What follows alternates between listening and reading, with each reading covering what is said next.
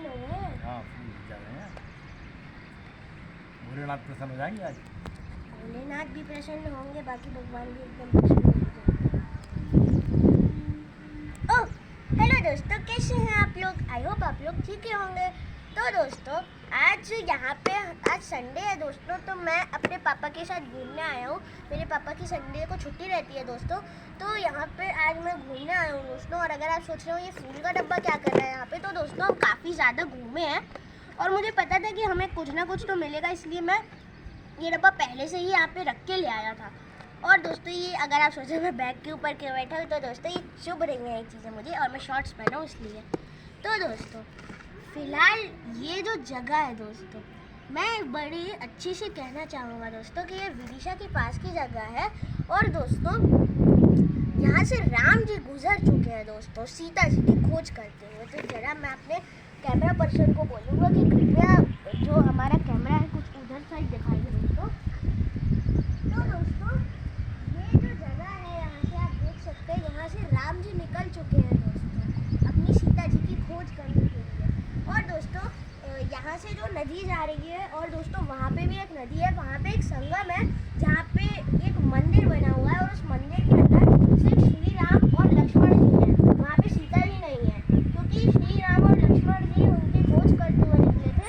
तो यहाँ पे मंदिर में सीता जी स्थापित नहीं है, सिर्फ राम जी और लक्ष्मण जी हैं। तो अब आते हैं हम हमारे वीडियो के कंटेंट में दोस्तों। अरे दोस्तों ये जगह भी काफ़ी सुंदर है जहाँ हम लोग बैठे हुए हैं। तो दोस्तों अब मैं आपको आगे बढ़ते हैं। तो दोस्तों अब मैं आपको बता दूंगा कि यहाँ पे मैंने हमारी हिंदी की एक टेक्स्ट बुक है, उसके अंदर एक सवैया है जो कि तुलसीदास जी द्वारा लिखा गया है, जिनने रामायण भी लिखी है दोस्तों। और उनकी कवितावली से एक सवैया निकाल कर हमारी टेक्स्ट बुक में डाला है। मैं इसको अच्छा चाल नहीं होगा, हाँ तो हमारी टेक्स्ट बुक में डाला है उसको। तो दोस्तों मैं आपको वो सवैया ज़रूर सुनाना चाहूँगा कि पुरते निक सिरा घुवीर वधु धरी धीरे दये मग में डग जल की भारी बाले कनी जल की पुट सुखी गए मधुरा धर फिर बुझती है चलनो अब कितिक, फिर बुझते हैं चलनो अब कितिक पर्ण कोटि करी हो कित होती की लखी आतुरता पियखी यहाँ अति चारु चली जल च्वती की लखी आतुरता पियखी अखियाँ अति चारु चली जल च्व। तो दोस्तों ये था इसका पहला सवैया। हमारी टेक्स्ट बुक में सिर्फ 2 सवैया है, तो मैं उसको दूसरा सवैया भी आपको सुनाना चाहूँगा कि जल को गए लखनु है लरिखा परी खोपी अच्छा घड़ी को अठाड़े और पोछी पसे हूँ बयारी करूँ और उपाय पखारी हूँ भूभूरी ठारे तुलसी रघुवीर प्रियाश्रम जानी के, तुलसी रघुवीर प्रियाश्रम जानी के बैठी विलम्ब लो कंटक काड़े और जानकी नाहको ने लख्यो पुल को तनु वाड़ी वेलोचनु वाड़े जानकी नाहको ने लख्यो पुल को तनु वाड़ी वेलोचनु वाड़े। तो दोस्तों हमारी टेक्स्ट बुक में सिर्फ ये 2 सवैया हैं, तो मैंने इन्हीं को जो है याद कर लिया है। तो अब मैं आपको इनका हिंदी में अर्थ बताऊंगा। तो दोस्तों मैं पहले से चालू करूंगा कि पुरते निकसी रघुवीर वधु।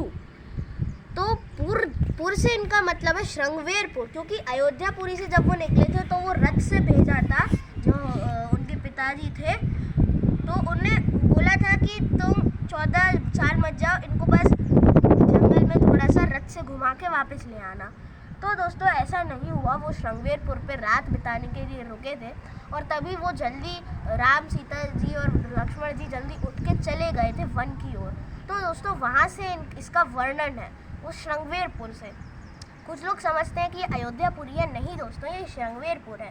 तो हम आगे बढ़ते हैं। तो दोस्तों इसका मतलब है कि जब वो श्रृंगवेरपुर से निकले, निकसी यानी निकले, श्रृंगवेरपुर से पुरते निकसी पुर से निकले यानी श्रृंगवेरपुर से निकले, रघुवीर वधु यानी सीता जी, रघुवीर यानी राम जी और उनकी वधु कौन है? सीता जी। तो जब श्रृंगवेरपुर से निकली सीता जी, पुरते निकसी रघुवीर वधु धरी धीर गए मग में डग दय, धरी धीर धैर्य धारण करके वो निकली, धैर्य धारण करके जब वो निकली तो उनने ज़्यादा मार्ग में कुछ 2 कदम ही चले होंगे और वो कहने लगी और वो कहने लगी, मतलब उनके मतलब कहा नहीं उनने, जल की भरी भाल कनी जल की, मतलब उनके जो माथा था, माथे के ऊपर पानी, उन्हें जल का इधर मतलब है पानी, और माथे पे क्या होता है, पसीना। तो दोस्तों यहाँ पे उनके माथे पे जो है पसीना आने लगा, ठीक है।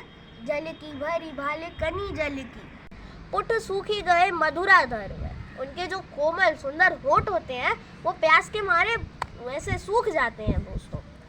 फिर बूझती है चलनो अब कहते, अब कितना चलना है प्रभु, बताओ कि अब हमें कितना चलना है। पूछती हैं कितना बूझना है, बूझती हैं मतलब पूछती हैं कितना चलना है। फिर उसके बाद कहती हैं कि पर्ण कुटी करी हो कि तो है, कि पत्ते की कुटिया कहाँ बनाओगे। तीय की लखी आतुरता पिय की अखियां अति चारु चली जल चय। तो दोस्तों उनकी जो उनके ये सीता जी की व्याकुलता देख के जो राम जी के आंखों से आंसू आ जाते हैं दोस्तों। वो ऐसा नहीं कहते कि तुम ही नहीं जिद करी थी कि हमें भी साथ चलना है, नहीं नहीं ऐसे नहीं करते वो आराम से उनकी आंखों में से आंसू आ जाते हैं दोस्तों।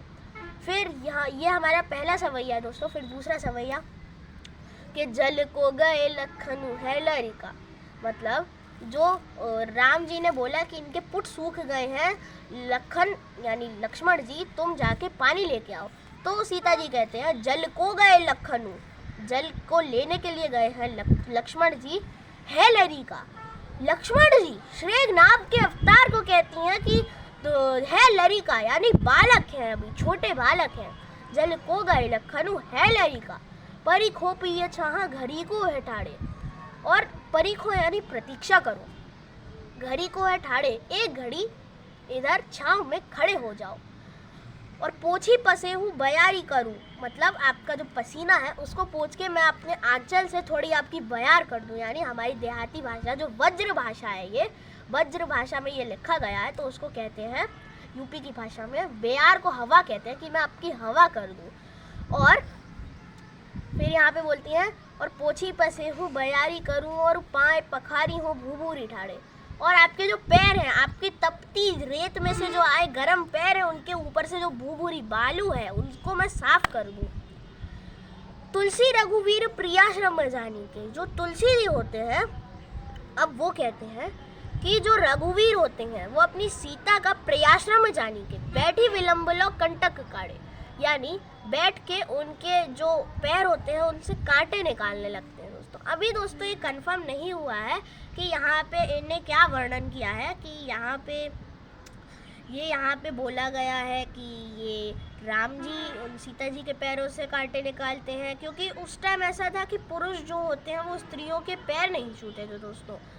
तो कुछ ऐसा भी हो सकता है, पर यहाँ पे जैसी स्थिति बन रही है वहाँ पे तो ऐसा ही हो सकता है कि यहाँ पे हमारे जो राम जी हैं वही जो सीता जी के पैरों से कांटे निकालते हैं दोस्तों।